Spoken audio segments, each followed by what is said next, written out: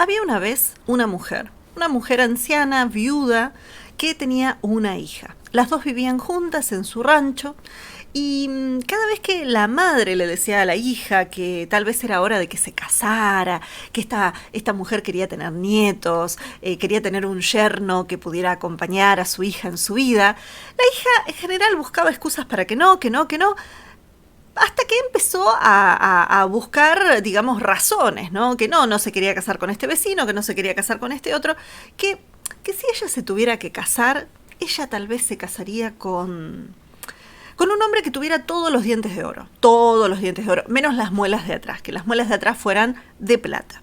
Que si ese hombre subido a un pingo, a un caballo bien puesto, bien arreglado, bien cuidado, bien adornado, tal vez ella podía aceptar salir a pasear con este hombre, empezar a conversar con él y quién sabe, casarse. Pero solamente si cumplía todas estas condiciones. Bueno, la madre empezó a contar esto, ¿no? Porque claro, era algo prácticamente imposible. Un hombre con todos los dientes de oro, las muelas de atrás de plata, arriba de un caballo, de esta manera, de esta manera, de esta manera. Y los pretendientes de esta joven, algunos vecinos, algunos viajeros, empezaron también a contar. Y la historia fue circulando y circulando y circulando hasta que llegó a oídos del viejo. De un viejo, pero el viejo, uno de los más viejos. A ver, ¿cómo se los explico? ¿Vieron el dicho que dice más sabe por viejo que por ese viejo? El viejo, el diablo. El diablo fue el que escuchó esto, el que más sabe por viejo que por diablo. Y cuando escuchó lo de la chica, lo que pedía ese pretendiente, el diablo dijo, le vamos a enseñar a esta piba que seguramente tiene ideas locas, ¿no? Y entonces, bueno, fue y se apareció frente a la mujer anciana, a la viuda, frente a la joven, arriba de un caballo, un pingo bien adornado, bien arreglado, bien cuidado, vestido pero de punta en blanco, con una dentadura de oro, una sonrisa que brillaba a lo lejos y las muelas de atrás de plata. Ah, pero qué candidato, era tal cual la chica lo había imaginado.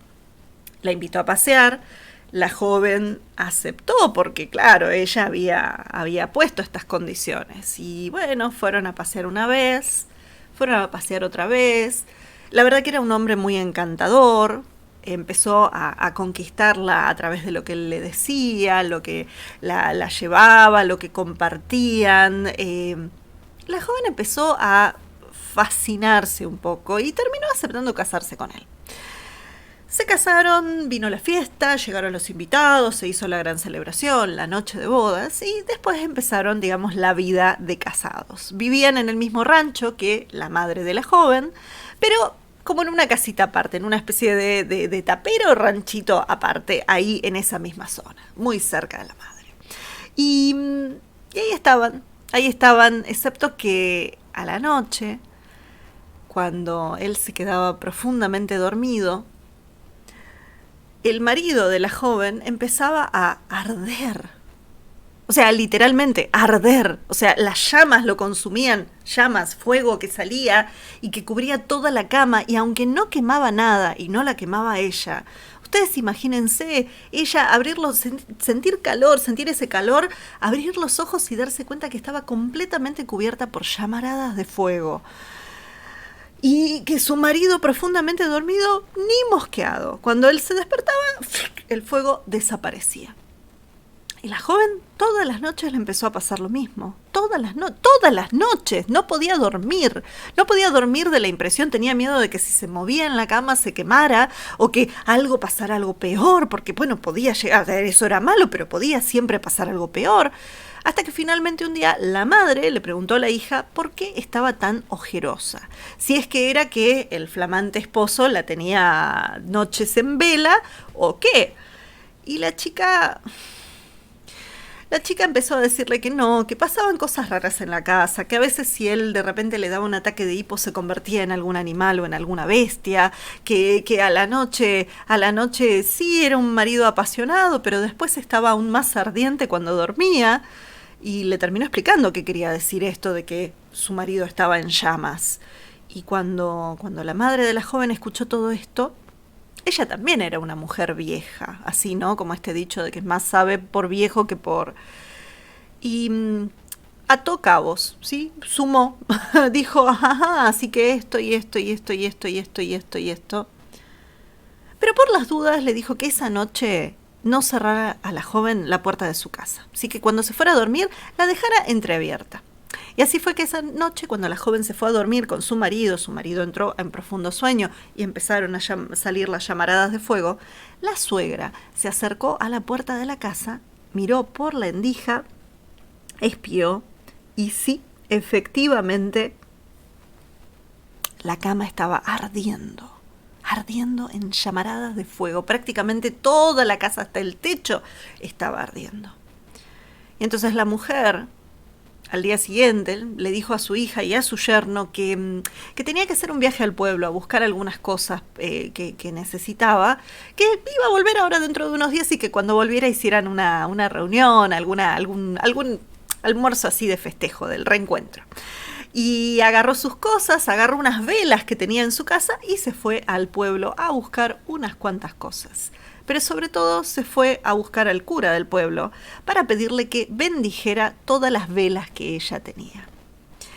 Cuando consiguió todo esto, volvió a su casa, a su rancho, y ahí la estaban esperando su hija y su yerno, su hija con sus ojeras, su yerno ahí flamante, elegante, con sus dientes de oro y sus muelas de plata, y se sentaron a comer, a hablar del reencuentro, de qué había pasado en estos días, de cómo estaban.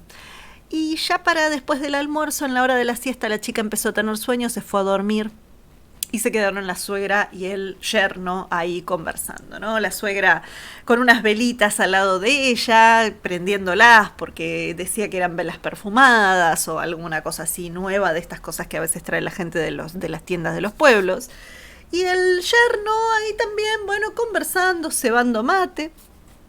Y en un momento la suegra lo mira al yerno y le dice, oiga, yerno, ¿por qué no me entretiene un poquito ahora en esta hora de la siesta? ¿Usted puede hacer cosas? ¿Usted hace truco? ¿Hace magias? Y el yerno la miró y le dijo, suegra, lo que usted quiera. Y entonces, bueno, la suegra le dijo, y hágame un favor, ¿por qué no se puede poner de cabeza? ¿Se puede poner de cabeza? O sea, estar así, darse vuelta. Y el yerno la miró y le dijo, pero suegra, eso es algo muy fácil. Y así como dijo eso, y giró de cabeza y ahí estaba de cabeza diciendo, mire, estoy así, estoy parado de cabeza, pero no se me cae nada de los bolsillos, acá estoy, ve que yo puedo hacer magia, yo puedo hacer lo que usted quiera. Y dicen que después de eso, y volvió a estar entero y la suegra fascinada, aplaudiendo, decía, pero qué maravilla, ¿y qué otras cosas puede hacer? Y entonces, bueno, el yerno empezó a decirle que él podía transformar cosas, convertir cosas, así como los magos, pero él lo hacía de verdad, ¿no? Y entonces así agarraba algo y lo hacía desaparecer y después lo hacía aparecer por el otro lado. Y en un momento la suegra le dice, ¿y usted tiene el arte de convertirse en animales o de crecer y de cambiar de tamaño, de forma? Y el yerno se empezó a reír y dice, señora, yo puedo hacer lo que usted quiera, por favor. Y entonces la suegra le dijo, ¿se puede hacer usted grande, deforme, redondo? Y el yerno dijo, pero por supuesto. Y empezó a crecer y estar cada vez más redondo y cada vez más deforme. Y la suegra lo miraba fascinado y decía, ¡wow! Y después le pidió si él se podía hacer tal vez grande en vez de, o sea, deforme. Si podía, ¿no?, crecer, pero crecer por todos lados, digo, en proporción. Y el yerno le dijo que por supuesto, y entonces otra vez, y empezó a crecer tanto que la suegra casi que no podía verlo. Y dicen que después de eso ella le preguntó si él se podía hacer así como grande, chiquito. Porque chiquito es más difícil, es como el tejido, ¿vieron? Los puntos con la lana grande o con la aguja grande son más fáciles, pero cuando a ustedes les toca un hilito finito, un punto chiquito, una aguja finita, ¡ay, eso es un dolor de cabeza! A ver si él podía hacer algo así. Y él la miró y le dijo, pero suegra, por favor. Y y se empezó a hacer chiquito, chiquito, chiquito, chiquito, hasta alcanzar el tamaño de un ratón. La suegra lo miraba fascinada, pero a la vez le dijo que era la verdad que era muy impresionante, pero que siempre, digamos, nuevamente, ¿no? El tamaño de un ratón era un tamaño chiquito, pero no era el tamaño de una hormiga, que es algo aún más chiquito y aún más delicado. Y el yerno la miró y le dijo, ¿usted quiere que me convierta en una hormiga? Sí, o del tamaño de una hormiga, cualquiera de las dos opciones. Y entonces el yerno le dijo, está bien señora, no se preocupe. Y dicen que se fue haciendo aún más chiquito hasta llegar al tamaño de una hormiga. Y en ese momento, la suegra, que tenía al lado de ella, además de las velas aromáticas, una botella de barro, agarró la botija y agarró a su yerno y dijo, pero qué fascinante, y lo metió dentro de la botija y la tapó con una de esas velas que ya estaba ardiendo y que ya tenía cera derretida, así que hizo como una especie de sello en el pico de la botella y le metió la vela ahí. Y la botija quedó más o menos así. Claro que no era transparente como esta, era totalmente opaca. Pero dicen que desde adentro de la botija la suegra acercó la oreja y podía escuchar una voz que decía ¡déjame salir! ¡déjame salir! ¡déjame salir! Que era el diablo que había quedado atrapado con la botija de barro y las velas bendecidas por el cura del pueblo.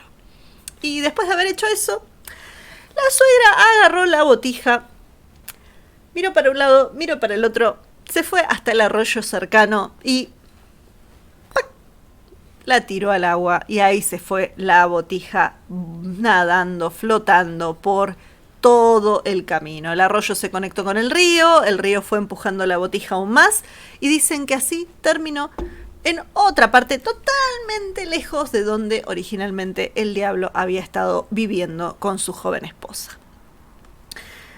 ¿Dónde terminó?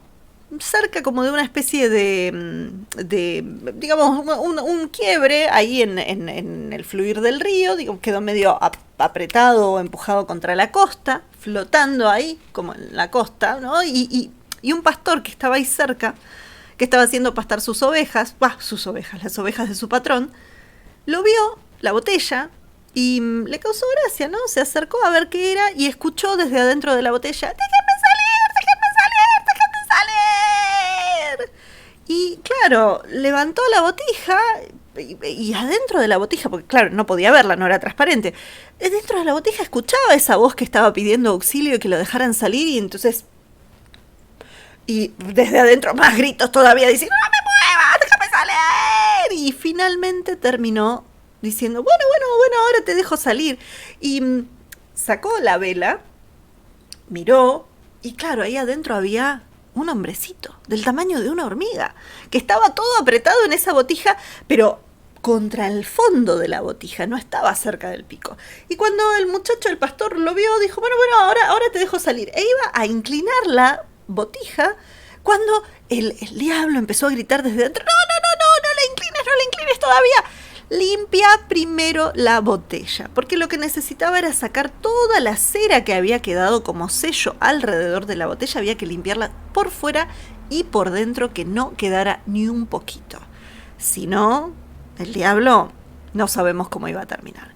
La cosa es que el muchacho limpió todo, quejándose y protestando, porque la verdad que estaba rescatando a alguien y esta persona venía con muchos requisitos, tan chiquito y tan quejoso, hasta que finalmente terminó de limpiar todo y inclinó la botija y el diablo pudo salir.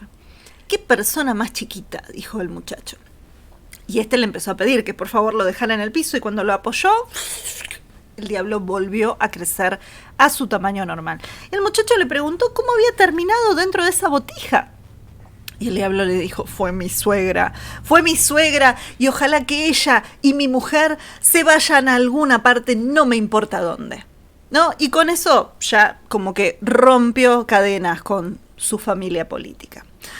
Y mientras tanto el joven, bueno, le ofreció un poco de agua, le ofreció un poco de comida, le deseó buen viaje, porque ya era hora para el muchacho de levantarse y llevar a las ovejas que él estaba cuidando a su peón, a su patrón. Y el diablo le dijo que no, que él no podía dejar a su benefactor, a la persona que lo había salvado, irse así nomás. No podía dejarlo irse sin agradecerle. El muchacho había hecho un favor enorme para él. Y este era un diablo de palabra. No lo iba a dejar así nomás, sin agradecimiento. Entonces le dijo que llevara las ovejas de vuelta de su patrón, se las devolviera y que renunciara a ese trabajo. Y que se encontraran de vuelta ahí cerca del río. El muchacho dijo, bueno, le creyó. Llevó las ovejas a lo del patrón, renunció, recibió su jornal, lo que le correspondía, volvió hasta cerca del río y ahí se encontró de nuevo con el diablo. El diablo le dijo que ahora él lo iba a ayudar a triunfar en la vida, a tener plata y plata y plata y plata, que era lo que necesitaba un hombre para poder estar feliz y triunfar. Y entonces le dijo que lo iba a convertir en médico. En médico, o sea, curandero no, médico.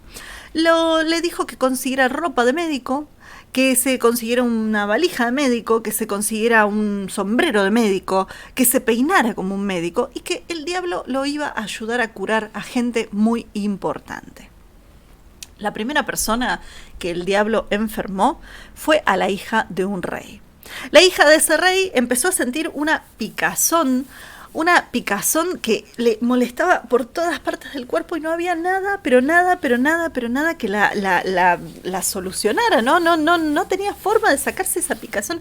Era algo que la distraía tanto, porque al principio no era era una picazón nomás, pero después de un rato, de tanto estar rascándose, empezó a lastimarse, empezó a sentirse desesperada, le dieron medicina y ella la tomaba la medicina, pero la medicina no estaba funcionando y le dieron también algunas cosas para ponerse en la piel y se las puso, pero eso no estaba funcionando hasta que finalmente llegó a oídos del rey, del padre de esta princesa, que había un médico que venía de muy lejos, un forastero, que podía curar a la princesa de la picazón. Lo mandaron a llamar al médico, le dijeron que si la curaba buenísimo, que si no... Y el joven que venía ayudado por el diablo, le dio unos yuyos y dijo unas palabras que eran lo más importante, porque eran las palabras para llamarlo al diablo, para pedirle que le dejara de dar esa picazón a la muchacha. El muchacho le hizo tomar el yuyo y después, cuando dijo las palabras, inmediatamente... ¡ah! ¡Qué alivio! ¡Qué alivio! La princesa no podía creerlo, respiró hondo, lo llamó al padre, le dijo que por favor lo premiaran al joven y el joven recibió un tesoro en forma de pago. Siguió viaje a otro reino porque el diablo para este momento había empezado también a molestar a otra princesa. A esta princesa se le instaló dentro de la cabeza y lo que le dio no fue una picazón, sino un dolor de cabeza que la chica no podía más, que sentía que el mundo se le acababa, que estaba todo el tiempo postrada y no había cosa que la calmara, nada. Miren que probó con todo tipo de terapias alternativas, aceites esenciales, meditación, respiración, nada. Fue a un quiropráctico, ya no sabía qué hacer hasta que apareció un médico que venía de lejos, que supuestamente había curado a otra princesa y que era un médico milagrero. Bueno, cuando se enteraron de esto, lo mandaron traer, le dijeron que por favor curara a la princesa y que si no la curaba, pero que si la curaba, grandes tesoros iban a ser su recompensa. Y así fue que el joven se acercó a la princesa, le hizo tomar un tecito también de yuyos, dijo unas palabras y en ese momento la joven sintió como que... el alivio en su cabeza era... un silencio, una paz, y por supuesto al joven le dieron un tesoro de recompensa. Ya para este entonces el joven venía juntando y sintiendo que era algo maravilloso y le había entrado como el gustito de curar, ¿no? De dar un té y decir unas palabras y que el diablo apareciera y que curara a esa persona. Pero el diablo ya se estaba cansando, ¿vieron? Porque, bueno, una vez puede ser, otra por maldad, pero ya la tercera, sobre todo cuando el joven empezó a curar gente que no era gente rica, que no necesariamente le pagaban con un tesoro, sino que tal vez era gente que necesitaba curarse, gente que no tenía ninguna relación con el diablo, ni con los reyes, ni con el poder. Y el diablo eso no le gustó. Y empezó a decirle al joven que ya está, que ya se podía retirar, que ya tenía la suficiente cantidad de dinero, de tesoros, de plata. Y el joven le dijo que no, que siguiera, porque aparte el diablo le había dicho que era un diablo de palabra y que lo iba a ayudar siempre, y bueno, que lo siguiera ayudando a ser médico. Y entonces el diablo decidió que está bien, que si el joven quería ser médico, él lo iba a ayudar. Es más, iba a hacer que el rey lo matara al muchacho. ¿Sí? Y eso era solamente porque el joven quería ser médico. Y así se fue a buscar otro reino. Un reino donde había un rey y una reina, no había princesas, pero el diablo se instaló dentro de la reina. Se instaló dentro de la reina y le provocó un dolor, que era un dolor de cabeza también, era un dolor de cabeza que venía de todas partes, pero además de eso un dolor de cuerpo, una picazón, todo junto. La reina estaba en un estado lamentable.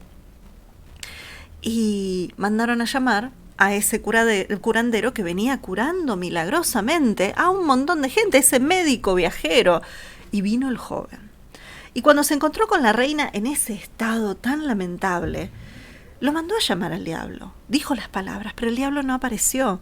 Le dio el té a la reina, el té de yuyos, llamó, dijo las palabras, pero el diablo no aparecía y el diablo no aparecía. Y el rey se estaba impacientando porque pasó un día, pasó dos, pasó tres, pasó cuatro, fue pasando una semana, otra semana, y no había solución. Y entonces el joven le pidió permiso al rey para ir a hacer algunas cosas. Y en este reino había varias iglesias, el joven fue a estas iglesias y habló con los curas de las iglesias. Y había otra gente que también él había tal vez ayudado, colaborado, más allá de que no podía curarla a la reina, y les pidió un gran favor. Esa tarde, el joven se sentó al lado de la reina, le volvió a dar el té de yuyos y volvió a llamarlo al diablo. Volvió a decir las palabras y el diablo se apareció frente a él de brazos cruzados diciendo, ¡ja! ¿Viste? El rey te va a matar, el rey te va a cortar la cabeza porque yo no voy a curar a la reina. Pero para este entonces, mientras el diablo estaba diciendo esto, se empezó a escuchar un ruido afuera de gente que estaba gritando y aplaudiendo y diciendo bienvenida, bienvenida. Y al mismo tiempo se empezaron a escuchar campanas en todo el reino. Campanas, sobre todo en esa ciudad, de todas las iglesias que estaban ahí. Un concierto de campanas que al diablo le extrañó muchísimo. Y cuando le preguntó al joven qué era toda esa cacofonía, todo ese ruido, el joven dijo, está bien, dice, si vos no querés curarla, no hay problema, yo mandé pedir ayuda. En este momento está llegando al reino tu suegra. Cuando dijo eso, el diablo se puso blanco. Perdió todo lo rojo que tenía, perdió todo lo rojo que tenía y todo lo candente y se puso blanco y frío, casi como un hielo. Y dicen que así como se enteró de esta noticia, lo miró al joven y le dijo, ¿sabes qué? Me esperan en otro pueblo. Y dicen que sacó de la reina los pedacitos de diablo que había dejado adentro, los guardó y se fue. No sea cosa que su suegra lo volviera a meter dentro de una botella.